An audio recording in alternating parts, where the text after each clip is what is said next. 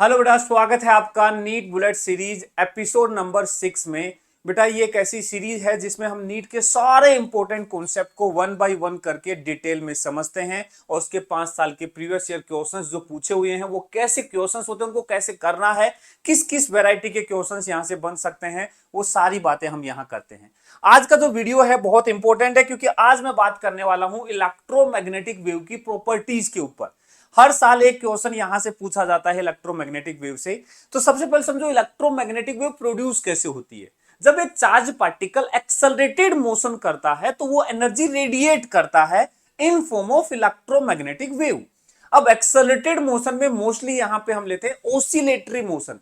जब एक charge particle oscillatory motion करेगा तो उससे इलेक्ट्रोमैग्नेटिक वेव प्रोड्यूस होती है। अब बात आती है कि यहां पे जो इलेक्ट्रोमैग्नेटिक वेव है उसकी क्या क्या प्रॉपर्टीज होती हैं। तो कुछ पॉइंट्स हैं जो आपको ध्यान रखने हैं, इन्हीं के ऊपर क्वेश्चंस पूछे जाते हैं। सबसे पहली बात, मान लो एक इलेक्ट्रोमैग्नेटिक वेव एक्स डायरेक्शन में चल रही है तो इसमें इलेक्ट्रिक फील्ड और magnetic field mutual perpendicular direction में ओसिलेट करती हैं। मतलब इलेक्ट्रिक फील्ड और मैग्नेटिक फील्ड एक दूसरे के, इलेक्ट्रिक फील्ड ऐसे ओसिलेट कर रही है तो मैग्नेटिक फील्ड ऐसे, और इलेक्ट्रोमैग्नेटिक वेव इन दोनों के परपेंडिकुलर डायरेक्शन में मूव करती है। पहली बात। दूसरा, जो इलेक्ट्रिक फील्ड और मैग्नेटिक फील्ड होती है बेटा सेम फेज में होती है। मतलब जब आप एक वेव की इक्वेशन देखोगे, इलेक्ट्रिक फील्ड की इक्वेशन ये है, मैग्नेटिक फील्ड की ये है, दोनों का फेज एंगल सेम होता है। मतलब इलेक्ट्रिक और मैग्नेटिक फील्ड दोनों एक ही पर्टिकुलर टाइम पर पोजीशन पर मैक्सिमम होंगी और फिर एक ही साथ मिनिमम होंगी, एक साथ जीरो होंगी, एक फेज में ओसिलेट करती हैं। ठीक है।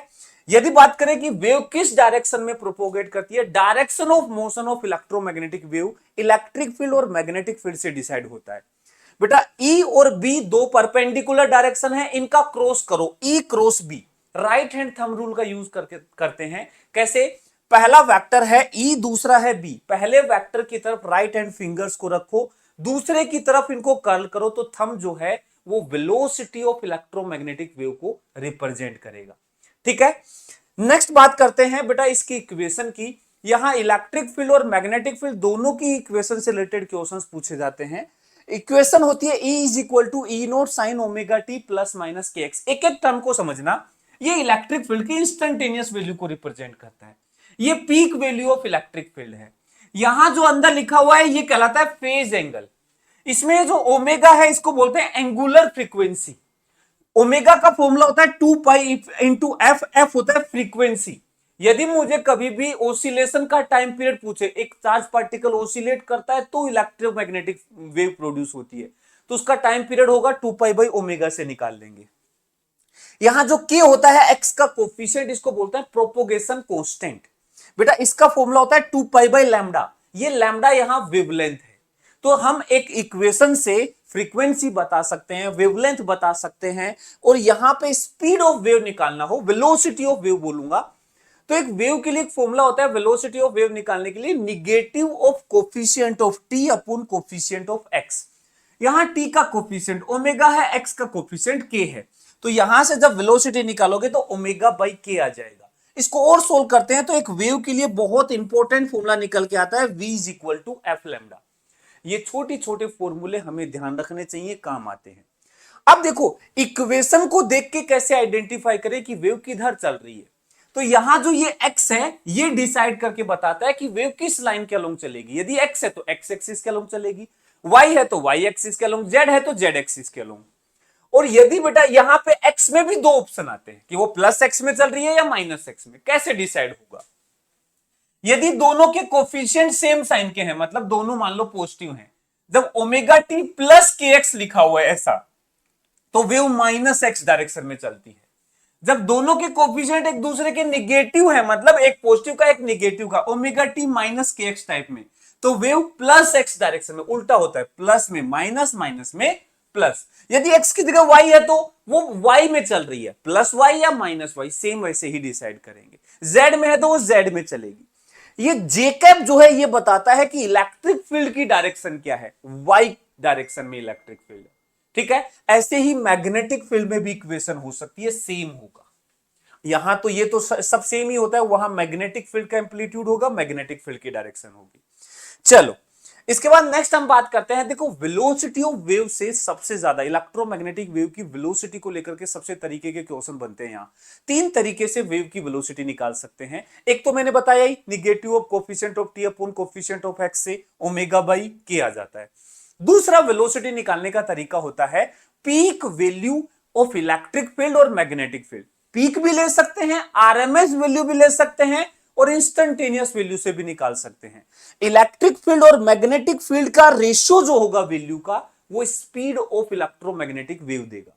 ठीक है, यदि पीक ले रहे हो तो पीक लो दोनों, आरएमएस तो दोनों आरएमएस, इंस्टेंटेनियस तो दोनों इंस्टेंटेनियस।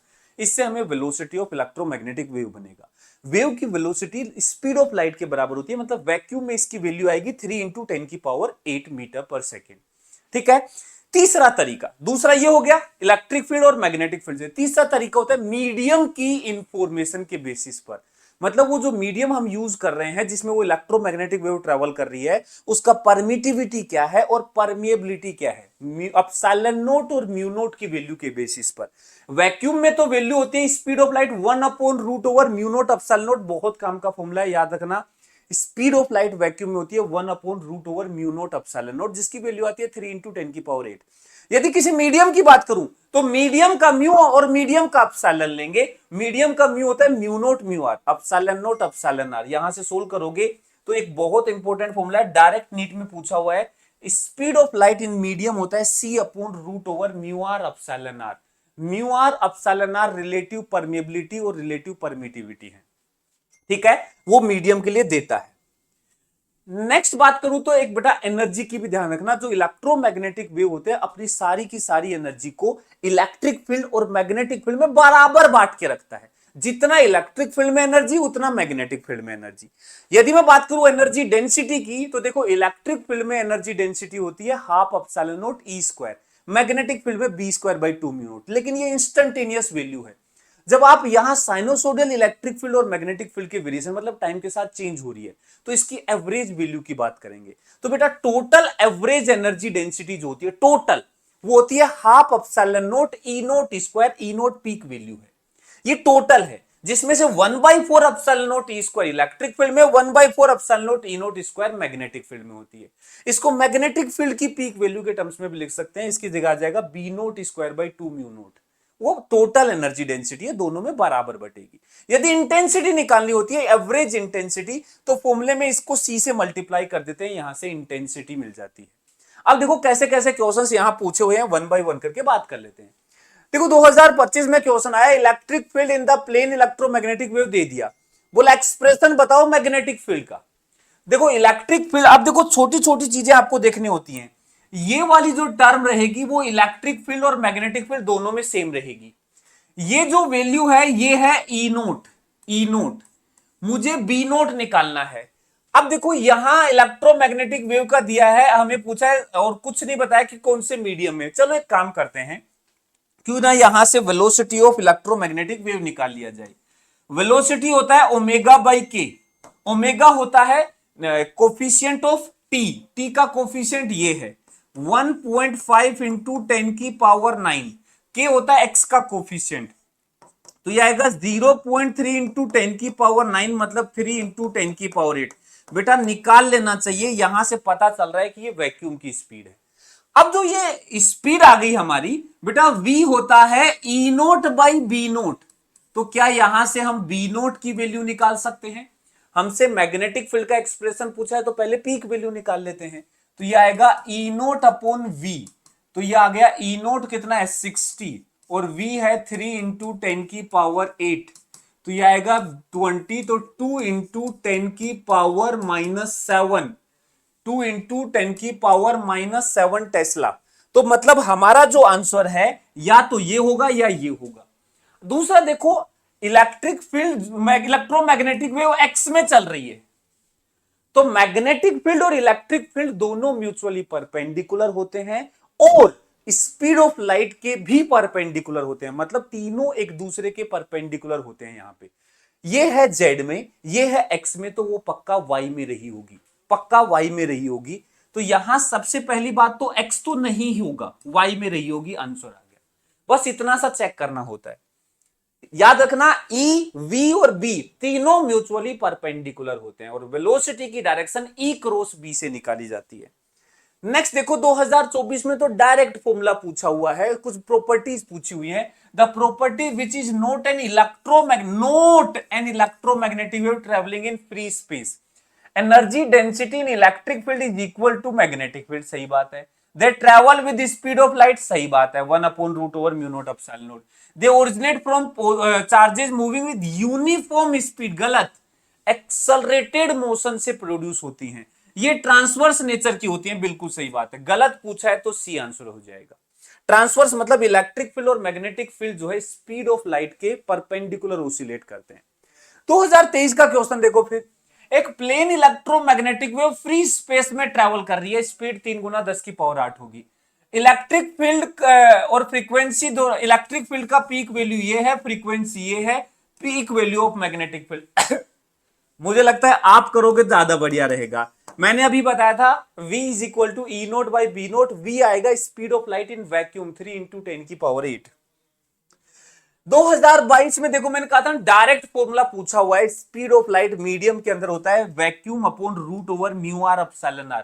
ये फॉर्मूला याद रखना, 2-3 बार इससे क्वेश्चन आ चुके हैं। ये वाला देखो 2021 का क्वेश्चन देखो, for plane electromagnetic wave propagating in x direction, wave x में चल रही है, ठीक है, which one of the following combination give correct possible direction of electric field and magnetic field. सबसे पहली बात, इलेक्ट्रिक फील्ड और मैग्नेटिक फील्ड एक दूसरे के परपेंडिकुलर होंगे, सबसे पहली बात तो ये है, परपेंडिकुलर मतलब उनका डॉट जीरो होगा। दो वेक्टर जब एक दूसरे के परपेंडिकुलर, ई और बी हमेशा परपेंडिकुलर होंगे एक इलेक्ट्रोमैग्नेटिक वेव में, तो ऑप्शन छांटो जिसमें डॉट प्रोडक्ट जीरो आ रहा है। देखो 1 -1 -1 हो गया, 1 और -1 -1 हो गया, पहला तो नहीं है, पहला तो नहीं है। इसमें देखो -1 -1 +1 हो गया, +1 +1 +1 +2 आ गया, ये भी जीरो नहीं है। यहां 1 और ये 1 ये भी जीरो नहीं है, यहां माइनस माइनस +1 और -1 ये जीरो है। ओनली एक ऑप्शन ऐसा है जिसमें ई और बी परपेंडिकुलर हैं, ओनली वन ऑप्शन, सीधा आंसर आ गया। ठीक है, यदि मान लो दो ऑप्शन में ई डॉट बी जीरो आता तो फिर नेक्स्ट काम करता मैं उनका क्रॉस प्रोडक्ट, ई क्रॉस बी, वो वी की डायरेक्शन में मतलब एक्स में आना चाहिए था, बट यहां जरूरत नहीं पड़ी। ठीक है, 2020 का क्वेश्चन देख लो, आपको एक मैग्नेटिक फील्ड की इक्वेशन दे दी, वेवलेंथ पूछा है, आप खुद सोल्व करके निकालो। यहां जो एक्स का कोफिशिएंट होता है, एक्स का कोफिशिएंट उसे हम के बोलते हैं, जिसकी वैल्यू होती है 2π/λ। सोल्व करके आंसर कमेंट में लिखना। एक ये क्वेश्चन भी आपको सोल्व करना है, मैंने बताया इलेक्ट्रिक फील्ड और मैग्नेटिक फील्ड में एनर्जी इक्वली डिवाइडेड होती है, इक्वली डिवाइडेड होती है। तो ये है इलेक्ट्रोमैग्नेटिक वेव। वीडियो अच्छा लगा तो जरूर लाइक कीजिएगा और सारे के सारे एनबीएस को फॉलो करो, सारे इंपॉर्टेंट कॉन्सेप्ट्स आपके दिमाग में सेट होंगे। ठीक है, मिलते हैं नेक्स्ट वीडियो में।